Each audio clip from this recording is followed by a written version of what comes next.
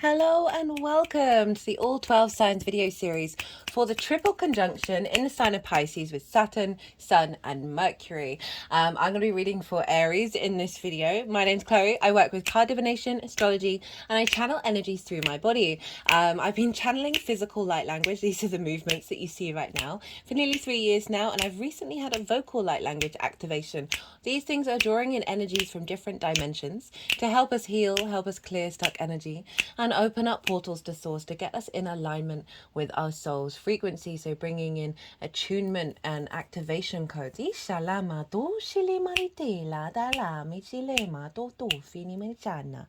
those of you who know your time of birth, I really recommend checking out the sign that falls in the first house. This is called your rising sign, where your ascendant is.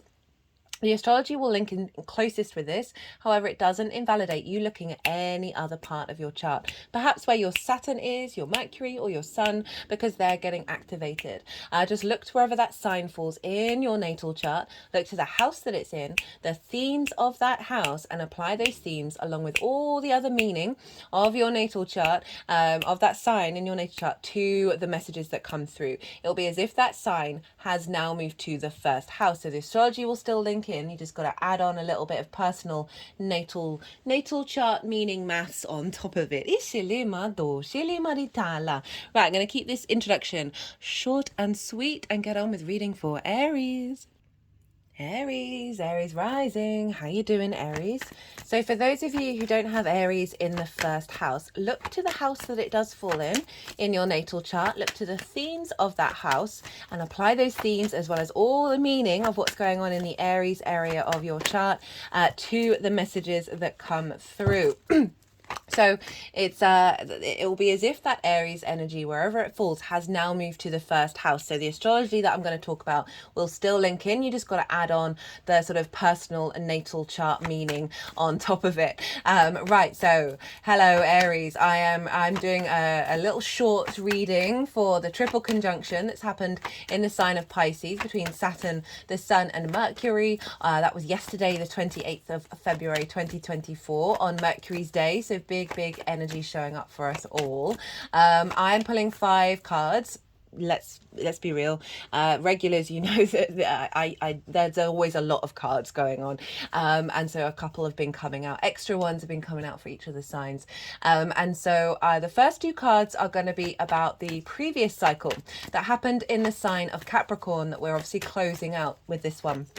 And that was in January 2020, when Saturn, the Sun and Mercury were conjoined one another. All the dates are in the description box if you want to go back in time and check and see what was going on around that time. And so I'm pulling 2 cards for that Capricorn transit, and then the other 3 cards are going to be for the Pisces transit. And I've put in the description box what each of these cards are representing if you want to go and check that as well. So let's get on with some astrology. I'm trying to keep these readings pretty short. Regulars, you do know that my readings tend to be around an hour for each of the signs, but I want to get a bit more information out about some big transits that are happening, and put it in some very digestible sizes. So Capricorn, where was that for you, Aries? That was in your 10th house. That was squaring your Aries energy, and the 10th house is about your life purpose, your career, your visibility, your reputation. It's also linked into bosses. So what does Saturn, Sun and Mercury conjunct one another mean? Well, a conjunction is kind of like a new moon energy. This is when 2 celestial bodies are at exactly the same degree. They are sharing energy. They mark a new cycle of what they're communicating with one another and how they're responding with each other unfold. We've also got another word floating around that you may have heard of called a cazimi, and this is when celestial bodies come into conjunction with the sun, and cazimi means heart of the sun.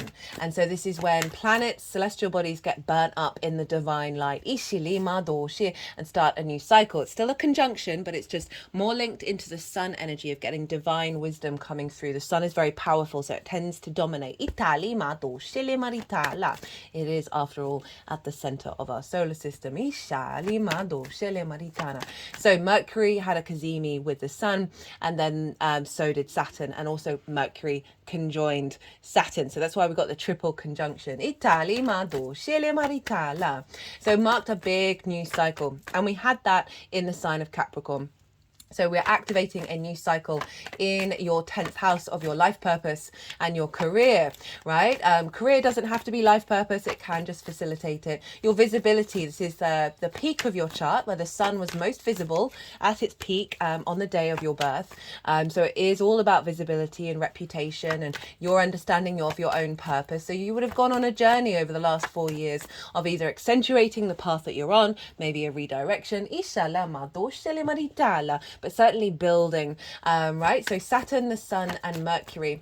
So Saturn can be also a bit of a no planet. It can be difficult in its nature, simply because its tools are more stick-like than carrot. And so it is it brings all these difficult energies up because it is really helping us mature for the long-term cycle. So it can bring up limitations, frustrations, restrictions, isolation, a sense of authority impinging on you or your authority blowing up on other people, a breaking down of foundational structures that weren't going to last the test of time. All of this can feel very disruptive, and I think all of us, this has shown up so much, all of us collectively certainly experienced that over the last couple of years. But on a personal level, this can have brought up any difficulties around connecting to life purpose, of it manifesting in the way that you would like, of your visibility. Having blocks and limitations around that. The sun is our vision, our purpose, our animation. It is about visibility. Connecting to the will of self, the I am. And Mercury is all about the details of, like, how do we collect information? How do we then connect the dots and bring flow of that information together? So these three combined are basically activating the long-term plan, because the flip side of Saturn is Saturn wants you to be mature, wants you to understand cause and effect, be okay with hard work. Hard work's great. It's just our attitude towards it. A sense of a commitment to your integrity and your legacy. It is long-term manifestation energy, Saturn. So all these difficulties would have come up in order for you to connect to your true authority, your true integrity, your true dignity. When it comes to your connection to your career and your life purpose, right? And so with the combination of those, yes, there may have been difficult energies showing up over the last 4 years, but essentially it was aligning you with your longer term goals, your longer term vision, and your ability to connect and find the details and the information in order to activate that, right? And so that's what we've got with the Capricorn cycle, and Saturn rules Capricorn. So Saturn was in its own sign, and it was affecting this conjunction by aspect as well as by rulership. So double influence of Saturn. So Saturn was influencing the Sun and Mercury. So this is all about the longer term cycles, and it may have felt a bit slow, a bit authoritarian, a bit too much hard work, maybe a bit not feeling stable. But in the long term, it really was realigning you to your maturity and your depth and your integrity. And recalibrating how you embody that of connections to your purpose. Now, the Pisces transit. Where is this happening for you, Aries? Well, it's next door, isn't it? It's behind you. Never said that before. It's in your 12th house. And the 12th house is a wonderful house, but it's all quite difficult. This is the hidden house, the house of mysteries. This is the sort of the unconscious spaces and the constructs of self that lie there. This can be limiting beliefs, trauma responses, old cycles, that are deep in our unconscious spaces that we're not quite able to connect to or see very clearly, going on behind the scenes. And this is where anxiety, grief, depression, loss, and isolation can show up and be activated. Whoa, okay. Ooh, that is 6 cards. Oofa. Itila. Right, I'm going to keep talking astrology and then we'll get to the cards because they'll probably likely move them around, the energies that I channel. Right, so 12th house. So difficult energy, right? And you've got a lot going on in the 12th house. And this is, I talked about this in the Virgo full moon reading for you, Aries. Saturn loves being in the 12th house. It's its favorite house to be in. When we have the sun in the 12th, more vision and clarity around that which is in the shadows. It's basically like in the darkness, the sun is a great ball of light to help us see more clearly. Underneath all of this difficult energy is the magic of your soul, the hidden house, the occult. It's a very, very magical house. This area of your chart can feel very personal to you, but often not integrated with the rest of your being, right? It can be, it can feel out of reach, yet still be very, very personal. I know that sounds like a bit of a paradox, but they're everywhere in the universe. Embrace it. Right. I'm just going to talk very, very briefly about my own experience over the last couple of days. And I'm only doing this because I've had collaboration from others, that there's definitely been a theme going on linked into the astrology. So I had the worst 3 days that I've had in probably a long time. Obviously, I get bad days. Obviously, I get periods of time where I just feel a bit disconnected. But this was really, really, really, really loud. And it was linked into the Capricorn cycle and it was linked into the Pisces cycle for me personally. And there was a lot of grief, there was a lot of pain, there was a lot of empty feeling, there was a lot of feeling quite stern in the way I was responding to certain things. That felt very confusing, that I wasn't certain about what was going on. I felt very discombobulated. I felt and it was off the back of feeling really, really, really aligned in every area of my life. And it was just like, whoa, like I know the astrology, I knew, but I was just surprised at how loud it was. And it was painful. It was a difficult time. It wasn't quite a dark night of the soul. I've had plenty of those in my life. It wasn't quite that far, but it was certainly bringing up a lot of old pain and a lot of old cycles that I thought I'd sort of worked through, and yet there they were again, and they were showing up not only in the 3D but the multi-dimensional space. And throughout all of that, I was getting lots of synchronicities to let me know that it was okay, and that I was okay, and I wasn't falling back into an old timeline. I wasn't doing anything wrong.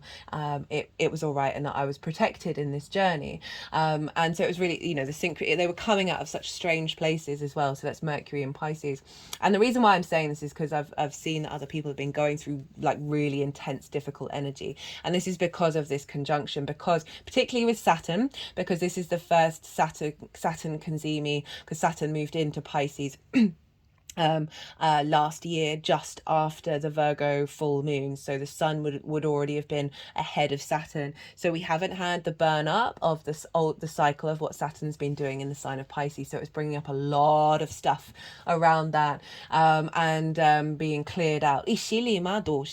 So what I'm saying is, we often find, because it's like a new moon, and the balsamic phase is where a lot of old energy comes up, because it's being composted and transformed into a new cycle. And so when old paradigms are showing up, that's saying to you, well, this isn't going to match the new frequency. And I say this particularly because of the 12th house, where you could have fallen into quite a pit, right? I certainly felt like I'd fallen into the pit, while at the same time not. It was a real mixture of things. And I want to let you know that it's been part of the process. It's been part of what's been going on. So this Pisces transit. So this can, bring up difficult energies around grief, loss, anxiety, depression, those constructs within you that aren't serving you any longer.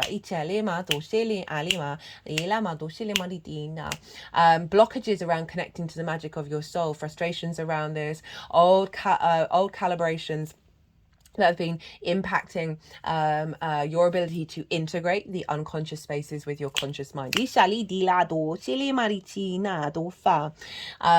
it's activating a new cycle of you connecting to the magic that's going to serve you more vision and clarity of being able to find the synchronicities in the unknown, in the unseen. Very intuitive, very psychic. And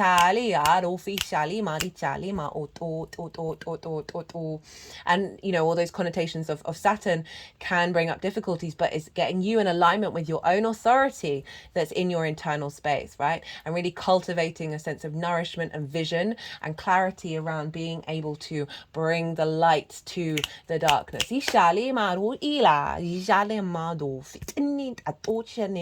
A very, very powerful conjunction.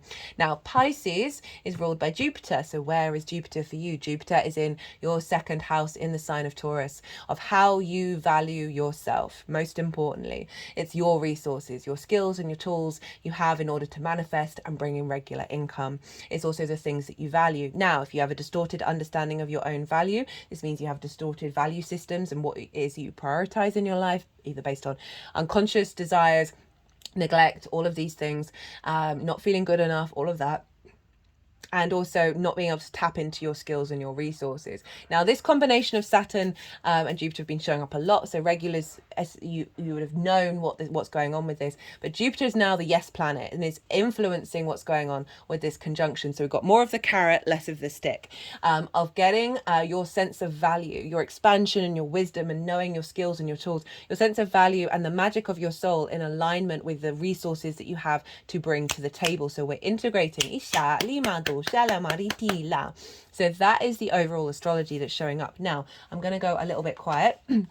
Well, we'll see. And we'll see where these cards want to go. Ishala, Dishelimodoshi, Itala, Ila, do, fini, tu, shele,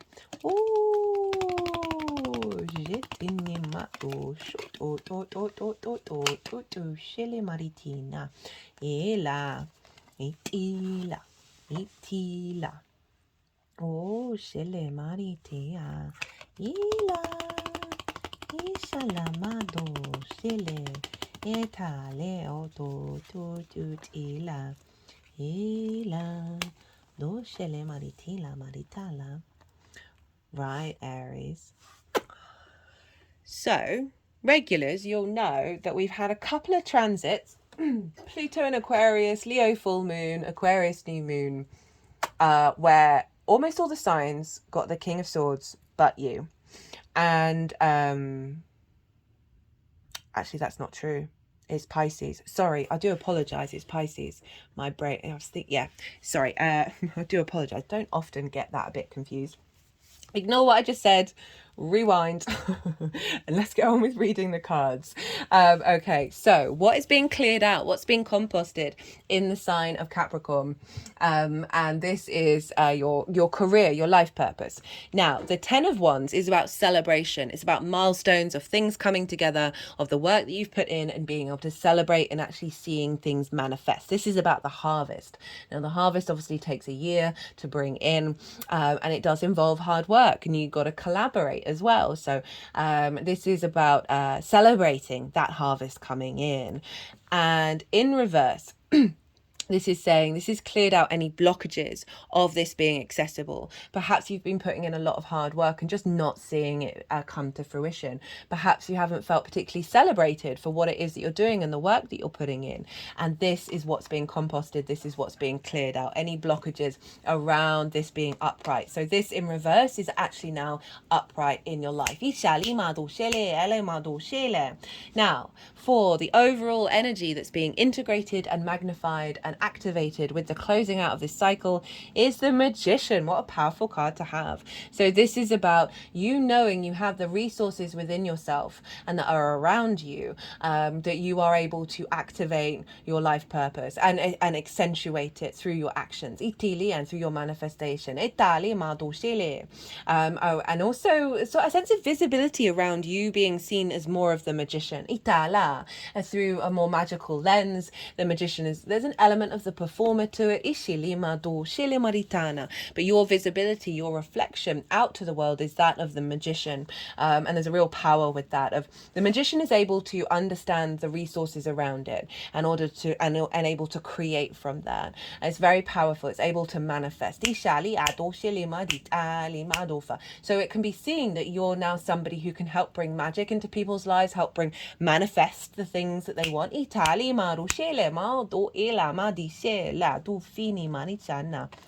Now, for the Pisces transit, the overall theme of what's coming through. So this is what's being instigated that will then unfold over the transit. And we've got the Three of Swords, which is showing up quite a lot. The King of Swords, which you did get, I have to say. I can't... oh my God, it's quite embarrassing. That very rarely happens. The Three of Swords in reverse. So this is saying, this is heart... things, ideas, constructs, and blockages in the heart are being pulled out. So a lot of things in the unconscious spaces that have blocked your heart from truly being able to integrate into your soul's frequency are falling away, and this is what is going to be activated and unfolding.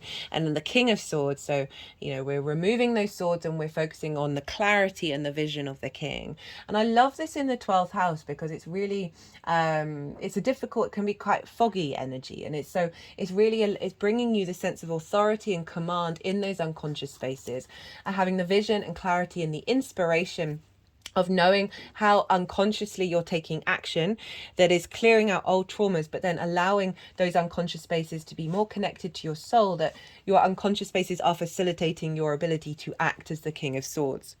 A lot more clarity, a lot more vision, a sense of clear line of purpose, rather than being blocked by heartache, being blocked by grief.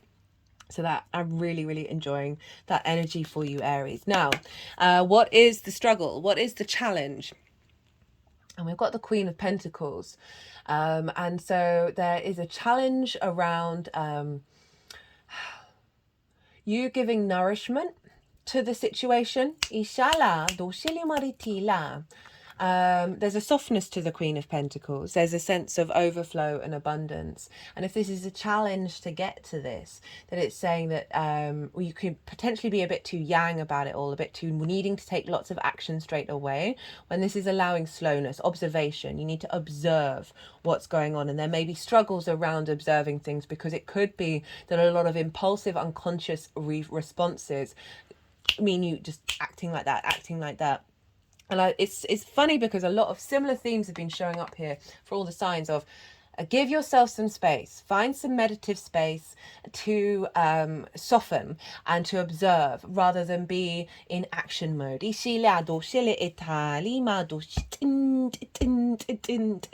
This also can be a blockage around a limiting belief around abundance, around nourishment in your unconscious spaces.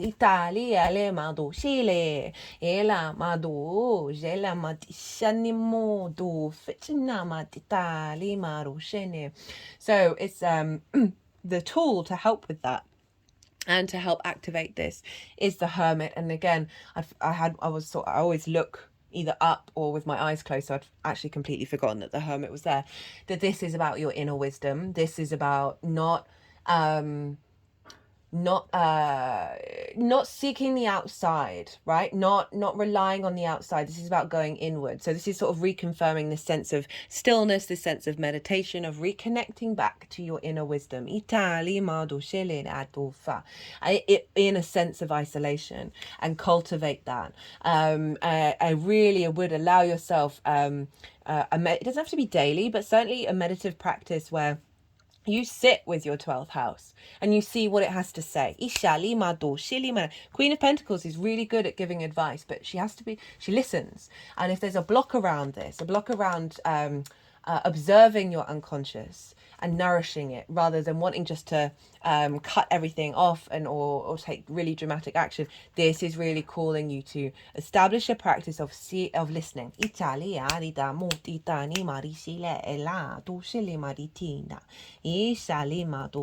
also the Hermit is saying you have everything you need within yourself, right? These are two very energies of that. Like the Hermit is that inner wisdom, that inner knowing, right? Being able to see the signs and the symbols from your own autonomy. That's going to help bring more clarity. The more that you sort of allow yourself to draw inwards, allow yourself to spend some time in isolation, right? We can be all very go, very, very, very busy. And this is really saying, give yourself some space with this. This will really help activate a longer term cultivation of the magic.